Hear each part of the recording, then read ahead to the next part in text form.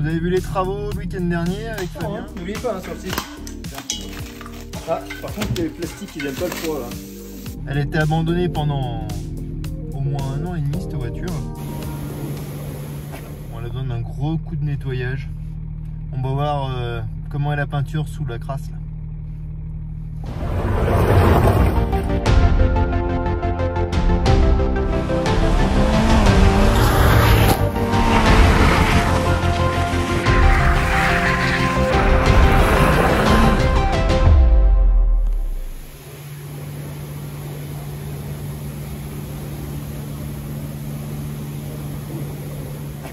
Ça fait mal au cœur, hein.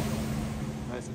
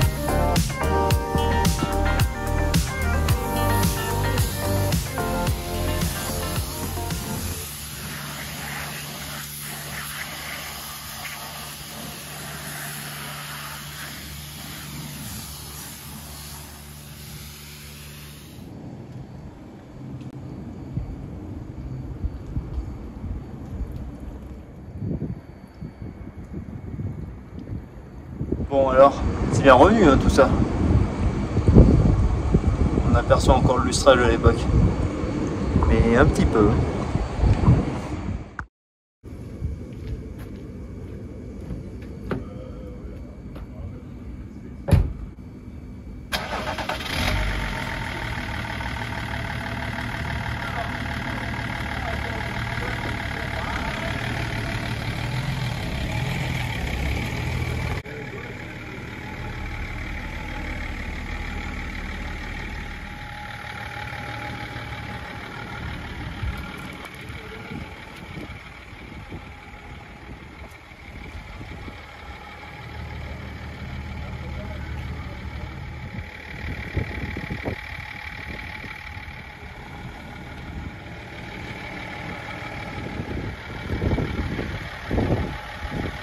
check-up. Hein.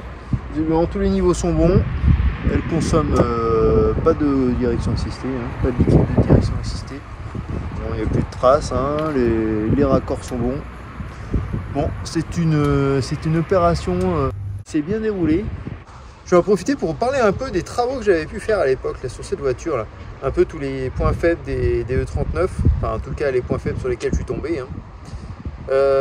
Déjà j'avais commencé par tout ce qui était étanchéité moteur, hein, forcément. J'avais aussi des gros problèmes au niveau du circuit de refroidissement, donc des problèmes pas de régulation mais des problèmes de fuite aussi. Et notamment sur la durite rigide là, qui est sur le moteur là. Sortie moteur qui a tendance à fissurer dans le creux du Y. Donc je parlais, hein, c'était fissuré exactement là dans l'angle là. Il y a également aussi un problème sur ces moteurs, c'est au niveau de la sortie, la bride de sortie d'eau du moteur, là, la culasse. Celle-là, pareil, il y a souvent des défauts d'étanchéité là. Bon là on voit qu'il y a encore des traces là. Alors vu qu'on l'a redémarré il y a peu de temps, là, ça m'a refait des traces. Bon, il n'y a pas grand chose, hein, mais c'est souvent à cet endroit-là que ça a tendance à fuir. J'ai changé cette durite là rigide. Voilà, les durites souples elles fonctionnent bien. Hein. Bon, il y a des durites poreuses, mais bon, ça c'est un problème d'entretien. La tuyauterie d'eau là, rigide là, elle est vachement pratique à changer puisqu'elle va jusqu'au thermostat normalement, qui ensuite va à la pompe à eau. Là. Vous voyez là, le thermostat qui est au fond. Là. Voilà, donc c'est une durite d'occasion que m'avait filé Fabien là. Il n'y a rien de tel, hein, ça tient. Elle est même plus épaisse que celle que j'avais d'origine. Donc il y avait peut-être bien une évolution qui a été faite. Hein. Sachant que là on est sur une des premières E39 puisqu'elle est de 98. Et ensuite j'en avais commandé une chez BMW directement. Ils m'ont vendu une toute neuve là. Voilà. Du coup ça, là j'en ai une à changer. Je vais changer en même temps la pompe à eau, le Kelorsta pendant que j'y suis. Hein. Je vais changer les deux en même temps vu que j'ai tout en neuf. Bon là c'est vachement pratique parce qu'il faut déposer la face avant et puis surtout il faut déposer le plus chiant là, c'est ce ventilateur là qui est très difficile à changer. On voit que là c'est pas du tout rouillé au niveau de la fixation du ventilo, donc vous imaginez bien que ça doit être bien grippé. Hein.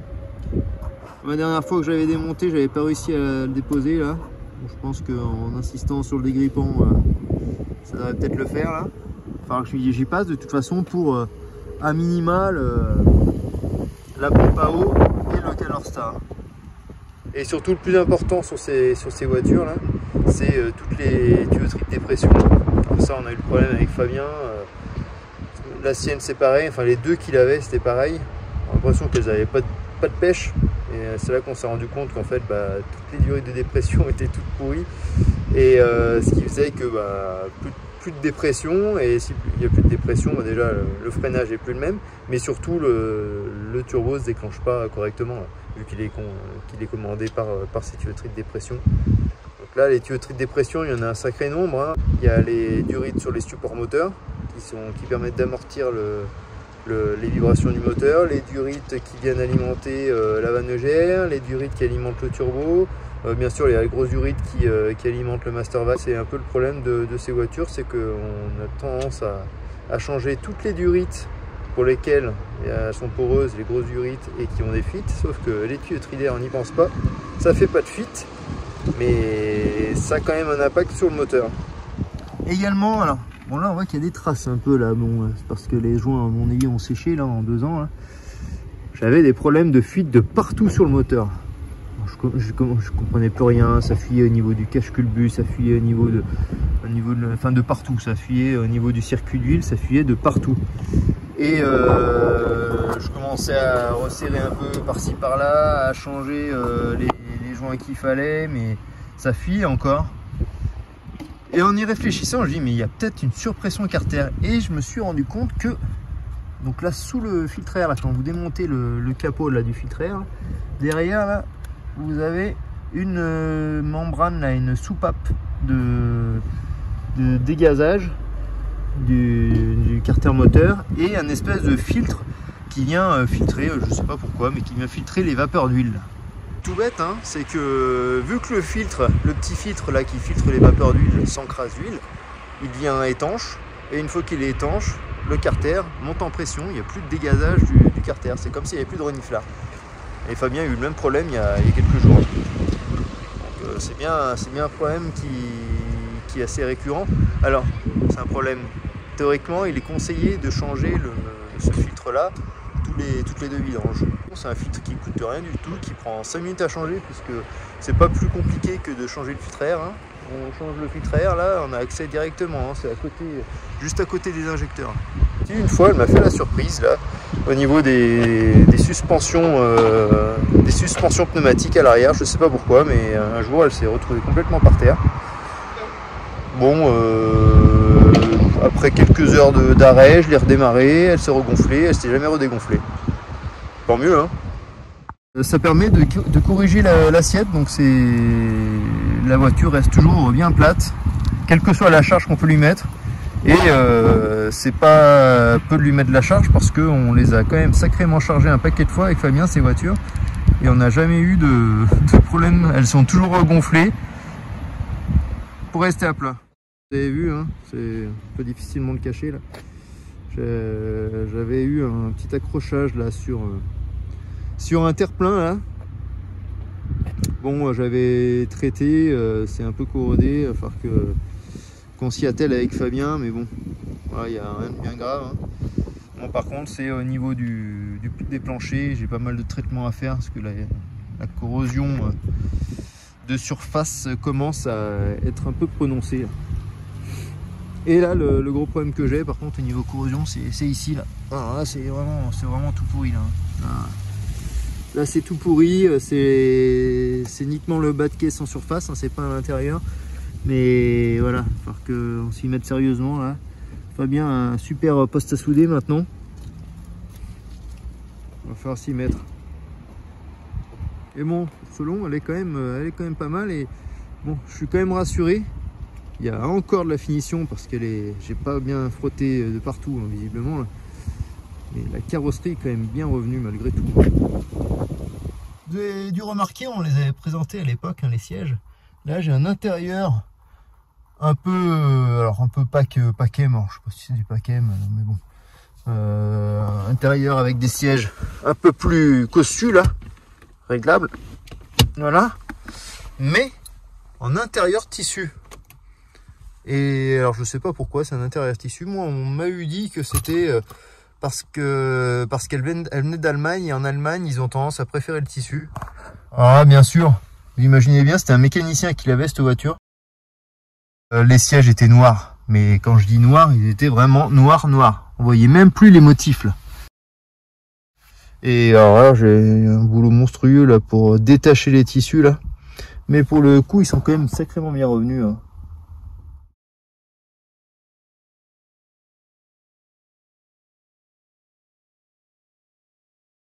Vous vous souvenez quand j'ai changé les capteurs d'ABS le week-end dernier? Bon, vous y croyez? J'ai bien peur que ce soit un échec.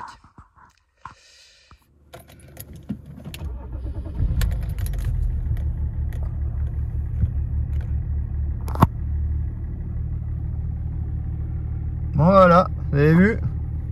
Les voyants ont bien pas disparu, hein. Bon, c'est peut-être autre chose, hein. C'est peut-être bien le calculateur d'ABS, hein.